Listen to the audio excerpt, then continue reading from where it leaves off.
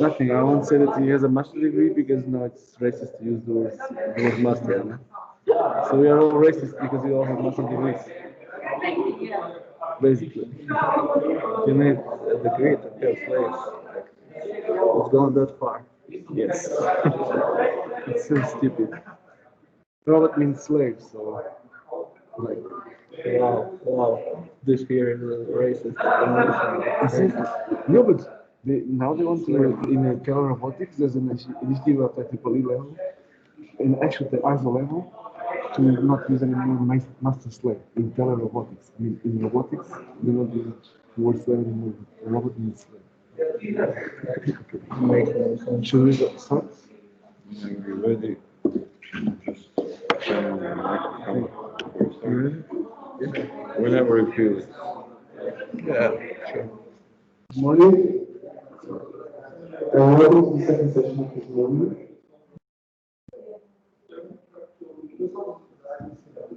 Do you also listen to you? So we will have Vatavuk today with us. He's a PhD student at Robotics, and he will be speaking about Vatavuk's work at MBZIRC challenge, in particular mobile manipulation for the autonomous wall for the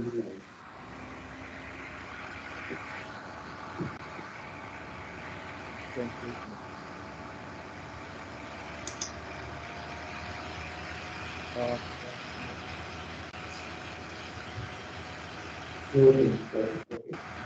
Thanks also for the introduction. So I'm going to talk about the way example and the way institution which was held in Abu Dhabi in February of this year. So more specifically, I'm going to talk about the UG side of one of the challenges. The second one, which was an autonomous wall building scenario. So it will be a two-part talk. I will talk about the our control approach, and then we want to talk about the hardware and present some of our results. So the challenge is envisioned as a wall building scenario. A team of UAVs and a single UGV collaborates to build a predefined wall out of these styrofoam brick-shaped objects on the left. So I don't know if you can tell, but on the top side of the brick is a ferromagnetic edge that is used to rest it with an electromagnet. So on the right side, you can see the wall footprint pattern, which is used to indicate where the wall should be built. So, like I said, I'm not going to talk about too much about hardware, but in order of my talk making sense, I have to tell you that we have a RGBD camera, brought down, obviously, UGV, 3D reader, and two brick containers which you use to transport the bricks from the brick pile location to the wall footprint one. So onto the control. So we designed a challenge-specific state machine that is used to tell us which control should be run at which stage of the challenge. So this one is pretty self-explanatory, a very high-level one. So we go to the initial brick pile position, load the bricks into our brick containers, and which bricks do we load is determined by the mission panel, which is some developed in our previous work. So the reference will be at the end of the talk if you want to check it out. And after we load the bricks into the containers, we go to the wall panel and unload them, including a portion of the wall, and repeat the process until the entire wall is built.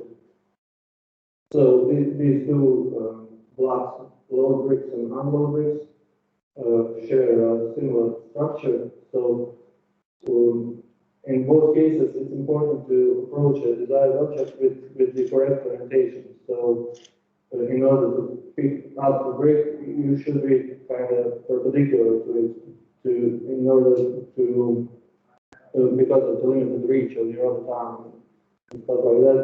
And for the upper part, you also need to need to approach the wall pattern perpendicularly for the wall to be aligned. And we do this by the something we call the two-stage approach.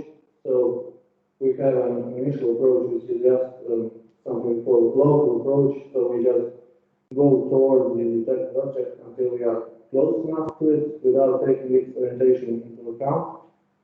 So when we are close enough at some distance where we are confident that our pose detection works, we detect the pose of the object and calculate and align the goal for the UGV. So that looks something like this.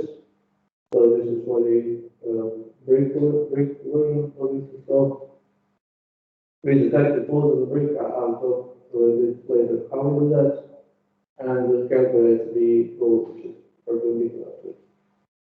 So after we reach this goal, we again have the same kind of local approach we use to get to the distance where we can actually manipulate the brick. So for the detection part, we took advantage of the fact that the bricks are color-coded, so we just have a simple hue saturation value limits control computer vision algorithm that just filters out the specific color parts of the image, which we use for the whole brick file detection. So in order to detect the red file, we just use the HSV limits, and then inside the detected contour, we search for the magnetic patches, which are used for both detection and approach and so on. So how we do that? We just split a rectangle to these contours that are inside this large one, and because of perspective, this actually isn't a rectangle, but you can tune the threshold parameters so that this is selected and this is not. So it works fine. And also, when we detect all the magnetic patches, we have to have a way to choose one of them, which one we want to pursue. So for that reason, we developed this kind of scoring scheme that takes the position of the patch and its area into account. You don't want to really choose the one in the back. You want it to be the one close to you.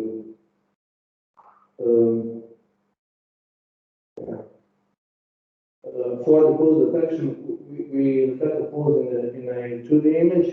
So we do that by collecting some stuff we know about the geometry of the object. So we know MBZIRC called camera model. So we detect the edges of the magnetic patch in the image, and if we know the model of the camera, you know the distance between this surface and the pinhole. And if you know something about the camera, if you know where the camera is located in the global frame, and you also know the dimensions of this patch, and yes, that. And another thing is the height. You need to know at which height the object is. And for this reason, we use the RGBD camera to calculate the height of the object, and also because the height is either one, two, or three bricks height, we use that information to kind of adjust those measurements. So when you detect this edges in the image and know all this I've talked about, you can calculate the position of the points in a global frame. So onto the navigation.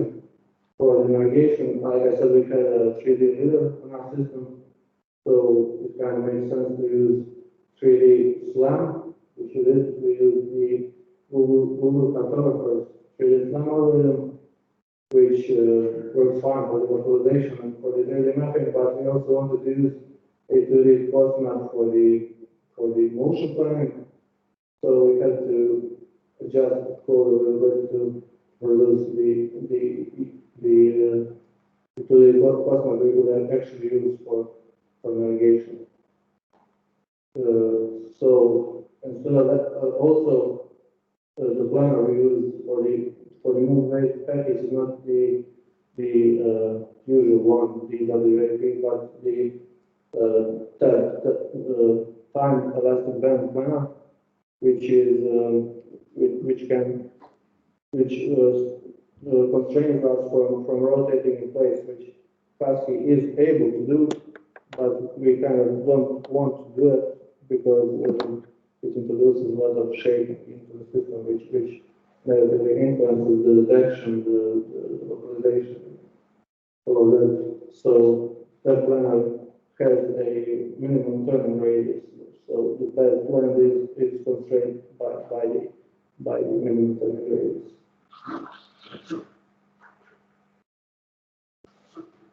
So for the local object approach I discussed earlier, it's we just the assumption is that the object is already in the camera field of view and that we detected it, and we just kind of move towards it until we are at a certain distance.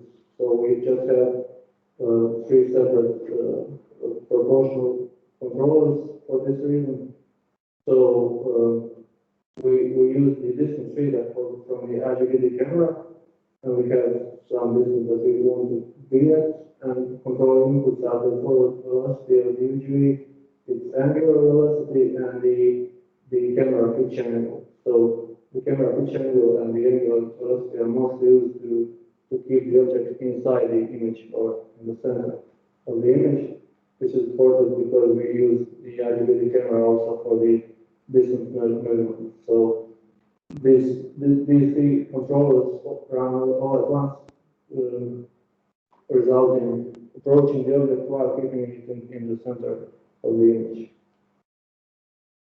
without taking its orientation into account. So, and lastly, the manipulation. So we also use some kind of visual servo for this purpose.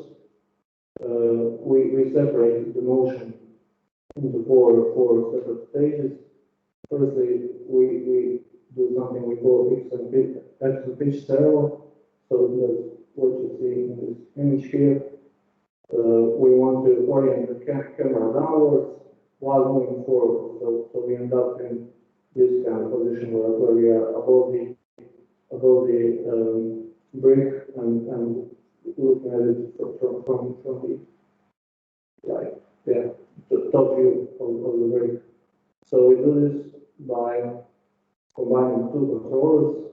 The first one displaces the camera pitch angle until it reaches the desired one, which is looking downwards, and this results in image position of the brick being moved up, and so this triggers the other controller, the X1, which then moves the arm forward until we reach this end position. So when we do reach this end position, we have to eliminate the remaining errors in the y direction and in the yellow direction, and we do this by, again, simple AP proportional controllers. And then when we reach this position, when the camera is right above the desired brick, we just have a fixed displacement, since camera being above it does not mean the magnets are, so we have to displace kind of the unit vector so that the magnets are above the magnetic patch. And when that happens, then we trigger our Z approach, which again uses distance measurements from the IGBD camera and just moving the unit vector downwards until we reach the magnetic patch. So question arises, why don't we do this all at once, but at these four different stages? And the reason for this is it's much simpler this way, because this way the controllers are decoupled. So this one controls the YP position, so the Y position of the image, the up-down position or the image position, up-down image position of the object. And that's all until we reach some points, and then, like, for example, if we did this at the same time as the Z1, then we would have two control inputs influencing the same control value, and I guess it would be doable, but kind of hard if it was one simple this way. So that's pretty much it for the control part, and Ivan will talk about the hardware and the results.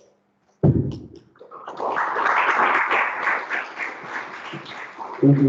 We have time for a couple of questions. No? Well, I have a question. So you should all your components or just proportional? Did you have problems with that? Maybe you tried PID or PI at least, so not numbers enough. Just it came up with problems, right? Yeah, we just kind of started with the pre-ones, and we didn't have any problem. So we just left it there, yeah. Okay. And for the detection of the patch, how robust it is for your occlusions or different shapes? Maybe it's dirty or shaped, so you don't see the right patch, like the ideal patch. Do you do that, or you assume that there's always the same patch there? Do you mean the fault detection or The post detection, when you try to find the patch on the top of the brief, right? Yeah. Do you assume that there's always a rectangle there, or can you deal with the occlusions? No, you just have some threshold for how much the contour you detect has to resemble a rectangle. So if there is no contour resembling that rectangle, that amount you just don't have any cases. Any questions? No? Okay, then thank you again. Thank you. And it's now my pleasure to announce Stephen Hrabar. I hope I pronounced it correctly. He also works in Lights as a PhD student as well. And he will present the hardware and validation in the lab and in the MBZIRC challenge of the water.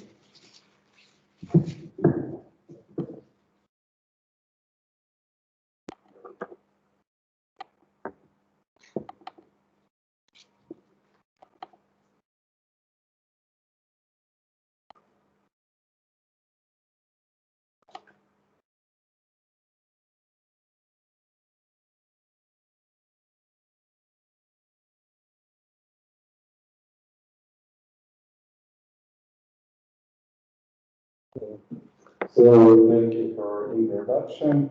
As previous speaker mentioned, I will be speaking on the same topic about the Robotics theme and what was done for MBZIRC's challenge this year.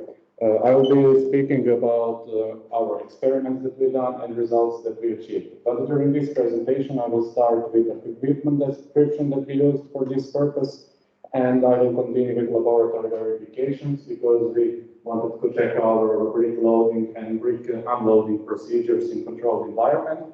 After that, wall building scenario that is exactly the same as one that was required for the challenge was mimicked, and results will be discussed as well. At the end of the presentation, there will be a conclusion.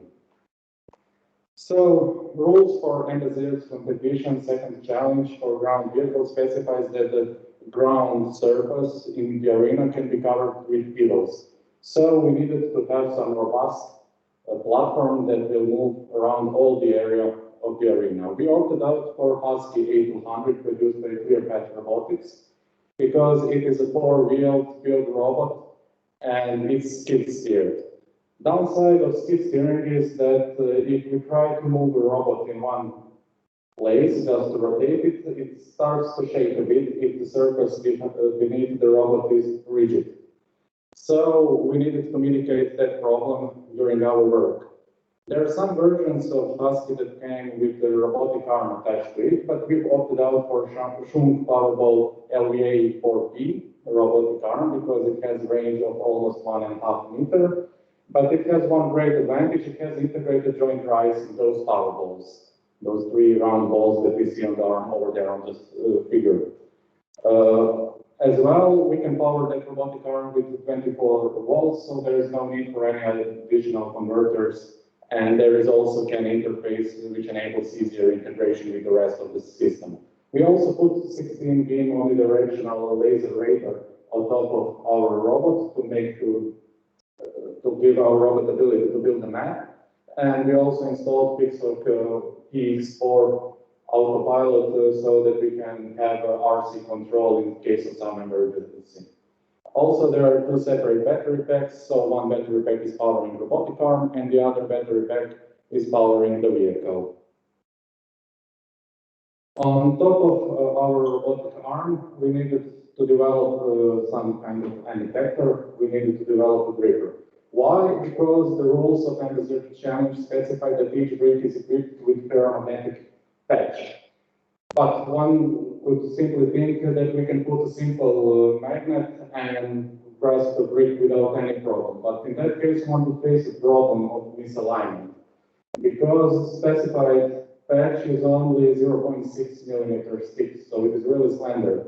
So we needed to have a firm contact with the brick during the fitting, and we needed to align our end effector perfectly perpendicular to the surface. Therefore, we opted for 10 small, low-power consuming controllable electromagnets. Each electromagnet can develop magnetic force that's strong enough to lift half a kilo. So we needed about 6 electromagnets to be in contact with the surface during the brick pickup. Also, how can we ensure that our magnets are in contact with the surface? Therefore, we use these rubber shock absorbing balls because we divided our end effector in two parts, the rigid part and the compliant part.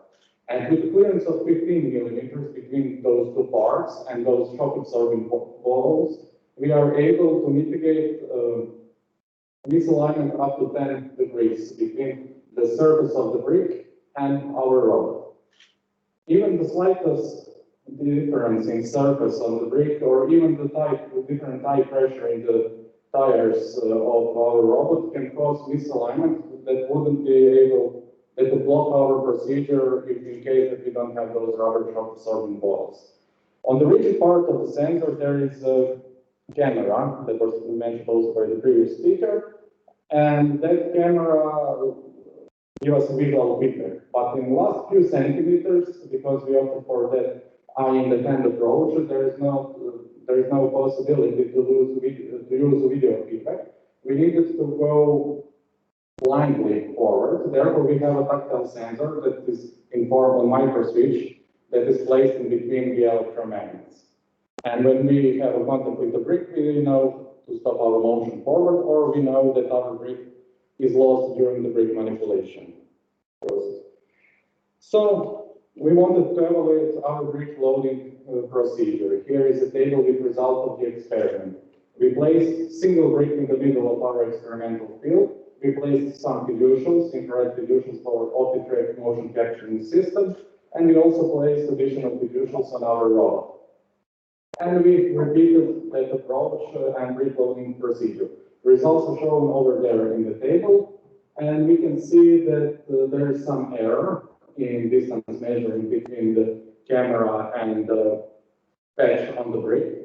That error is calculated between the distance that is given to us by off-the-track system and comparing it with distance that is acquired through Husky.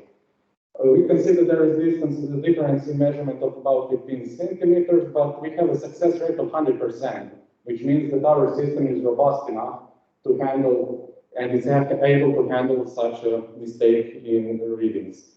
The same thing was done with orientation. Difference in patch orientation toward the Husky is measured, and we have an error in reading of about 5 degrees. Same thing was done with the brick unloading procedure. Here on the video, we have a sequence from brick unloading procedure. Robot goes and grabs the brick that is in brick container, and the brick is deployed after that on the wall put pattern. Also, the position of the brick after the unloading was recorded, as well as position of the robot. Brick placement orientation error is also about 5 degrees, which is great result. And that great result enables us to put a brick on our wall, so we can build a wall that has more than one layer of the bricks. Thanks to this excellent result with 100% success rate in brick unloading procedures. Here is the video of the whole experiment. So we mitigated the second challenge for ground vehicle of MBZIRC competition in our university campus. On the left part, we can see the map that is built in real time during the experiment, and our robot is navigating in the map. The robot goes to position that is specified somewhere near the piles, and when the robot is in that position, it searches in surrounding area for bricks. When the bricks are successfully located, the robot determines the path and places itself perpendicular to the brick. On the left side, we can see how it does look like from the robot's perspective, how the robot sees the patch on this green brick, and then the robot proceeds with brick loading procedure. Brick is pressed, brick is loaded into the brick container, and the robot can move to the next brick that is specified. It's important to point out that this is done fully autonomously. There is no human interaction of any kind since the beginning of the experiment. So before the experiment begins, we load the data into the robot. What data are loaded in the robot? Approximate position of the brick piles, approximate position of the wall footprint pattern, and the structure of the wall that we want to build. And our mission planner gave us sequences how bricks needed to be picked up and in which order they need to be placed on wall footprint pattern. And now we can see a robot just arrived to wall footprint pattern, and our robot will unload the bricks in proper position. The robot needs to approach the wall footprint pattern perpendicularly so that the bricks can properly be deployed. Condition for bricks to be accepted as properly deployed is that more than 1/2 of each brick is inside the wall footprint pattern. And we can see in this video that our robot is spending a lot of time on this maneuvering. Why? Because this arena is 7.5 meters by 10 meters. And as previous speaker mentioned, we are using that planner, and we are using this steering robot, so we needed to set some limitations. So during the motion planning, we have a constraint that our minimal minimal movement radius is about 4 meters. And also there is a limit on angular speed velocity that our robot can develop. And therefore, even those two locations, the brick loading location and brick unloading locations are relatively close one to another. We need to spend a lot of time with positioning of our robot to the proper pose. And here is the map that was built during the experiment. So the map is built from the ground zero in the moment when the experiment starts. Here we have appointed locations. On the far end there are brick piles, on our closer end there was a wall footprint pattern. And with the green line there is shown robot movement during the experiment, and we can see from that picture that we need to have a lot of maneuvering. And with all that maneuvering, we are able to place all the bricks as planned on the wall. And here we have a picture of the constructed wall. We can see that all bricks are properly placed. Even the most bright green brick, it is still acceptable. It has some error, but it is still acceptable error. So with these experiments, we showed that our system is robust enough, so it can work in infield, it can work out of the laboratory.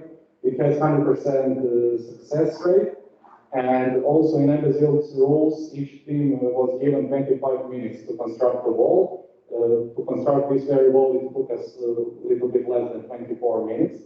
Therefore, this is our result, and it was done fully autonomous, and everything was done as planned, and that's it. Thank you.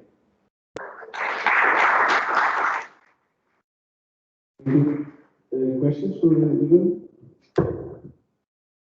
Well, I have a question. I know you were in the MBZIRC chapter to test this. what was the biggest challenge in competition compared to validation at the campus? And like, was there anything that surprised you when you got there that you were not expecting, any factor that influenced the results? Yes, there were many factors that we didn't expect that we needed to deal with in real time over there during the competition the night before. Probably the most interesting was sun condition, because it was the competition held in Abu Dhabi, and sun was very strong over there, and there were some plays from brick or other surfaces, but our algorithm was able to deal with that, so we successfully deployed some bricks over there as well, despite all those problems that we had to deal with. So the sun will affect the resolution of the patch, or what was it for the camera? Yes, the patch, there were a lot of patches seen by the robot on the brick surface, and we needed to recalibrate our polar filters right before the trial, because sun conditions in the morning or in the afternoon were completely different. It was sunny all the time, but the intensity of the light was significantly different, that we needed to recalibrate our polar filter each time. Any other questions? Thank you again, Ivan.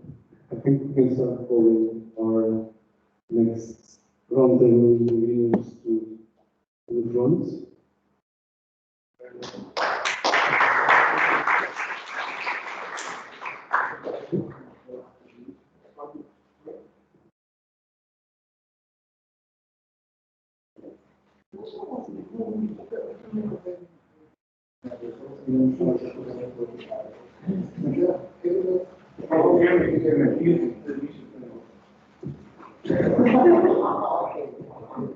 We had a video interview in the morning. And just to check if we have everyone who we need on us. Do we have the maximum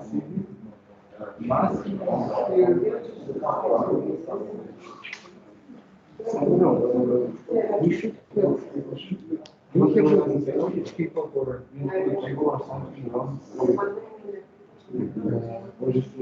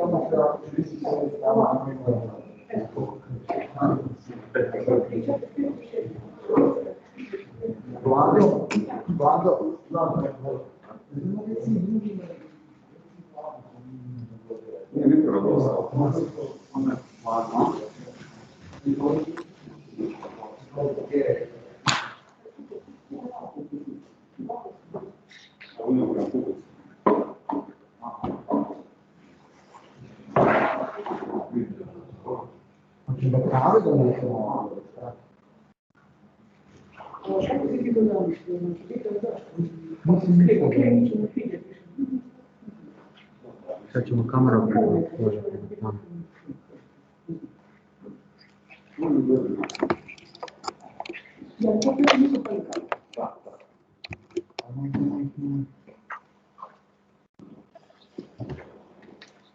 Can they hear? Is it on? Yes. Max, can you hear me? Yes, I see you. You have a mobile in your hand. Okay. Hi, I think we are also waiting for two more guests for the round table. Do you happen to know where they are? Who? Just a second. Focus.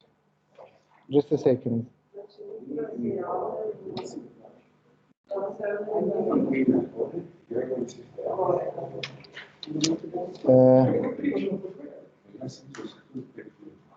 Just a second.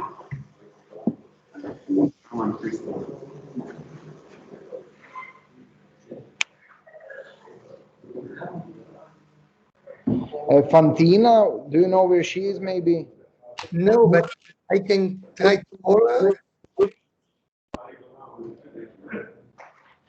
Fantina should be here, and Gregory should also be here.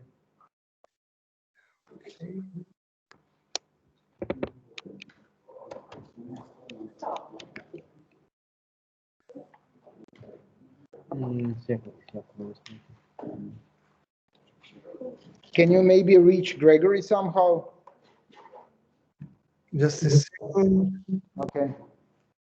I wrote a WhatsApp to Fantina, but Gregory, I have no mobile.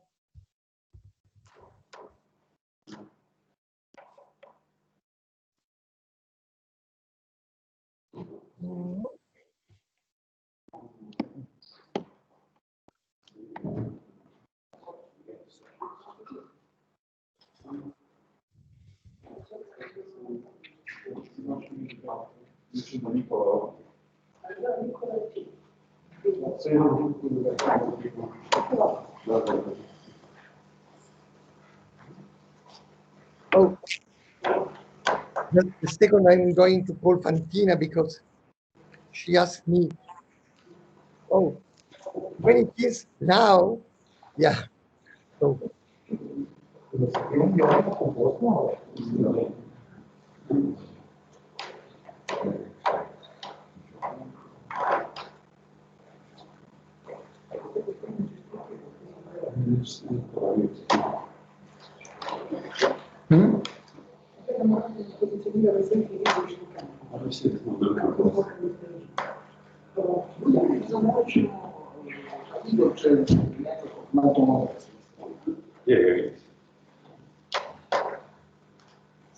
Nicola, Yes. did you contact Gregory? Yes, and he sent us all the details for his participation. He confirmed that Okay. And Fantina is connecting. And Matteo. Yeah, I have a short communications regarding Innova Mare because there could be an interesting opportunity because we were contacted a couple of days ago for a call of projects by some Polish colleagues. They are submitting a proposal in at CEOPS for research in Svalbard, planning to use the prototype that we are going to develop for Innova Mare. And Max, sorry to interrupt you, but we also have people here in the audience, so maybe we could continue yes, this. we can contact later for that. I'll call you on the Yes. Skype and we can talk about it, okay? Yeah, I will send you a message. Great.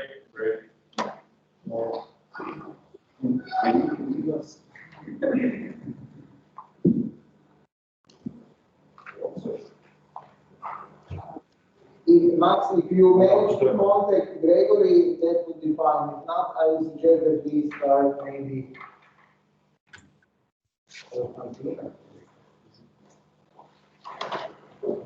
Cantina is not with us. Should we wait for her?